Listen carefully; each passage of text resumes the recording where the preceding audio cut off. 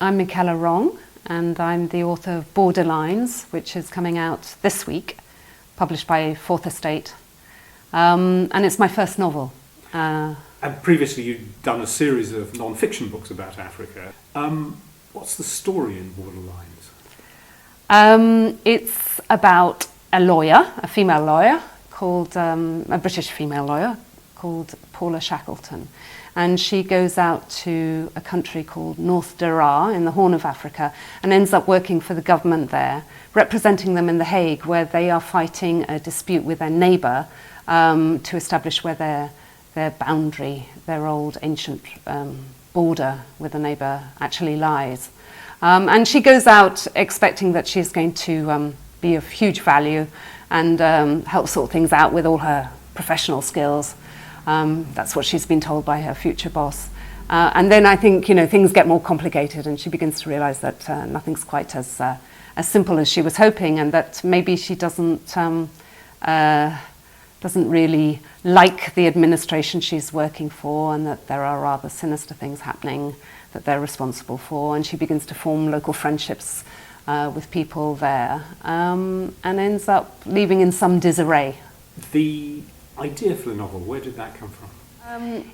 I have been interested in Eritrea for a long time. And indeed wrote a book about it. And I wrote a book called I Didn't Do It For You, which came out in 2005. And that was a non-fiction book, so I spent a lot of time checking my facts and 4 years researching it. And during that time, one of the many, many interesting facets of that country's history is the dispute they had with Ethiopia. And there was a 2-year war between 1998 and 2000 over that border. And many, many lives were lost unnecessarily in that war. And it made me realise, I think it made everyone realise, how these disputes over colonial borders are going to probably be the cause of a lot of violence, conflict in future, and a lot of lives are going to be lost.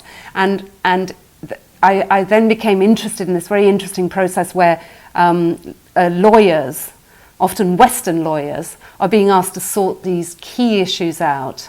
And indeed Western courts.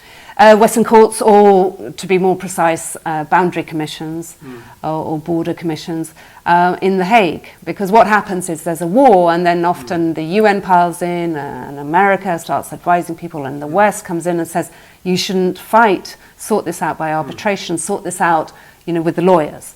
That was attempted. And it's not only between Eritrea and Ethiopia that happened, that also has taken place in places like Abyei in Sudan, which is an oil-rich area.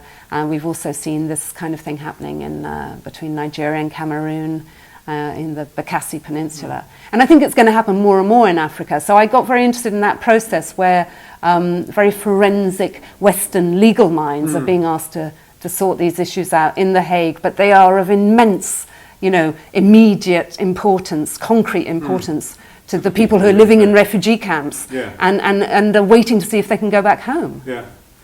Why did you not simply write about Eritrea in the novel as the backdrop? I had a long agonising debate with myself over that. What I realised, I kept going back to the actual facts of the case. And there were two commissions after the war between Eritrea and Ethiopia. One was about war claims and damages, and one was to establish where the boundary lay.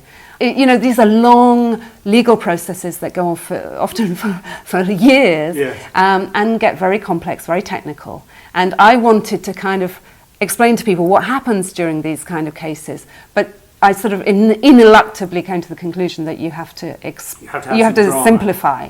Yeah. You have to make it dramatic, and you have to simplify. There's just no two ways about it. If you stick to what really happens in one of these boundary commissions, it's just quite dry. So I wanted to inject into it some of the key issues, the criteria by which these decisions are reached, and explain that, but also I had to hype it up. I had to sort of sex it up a bit.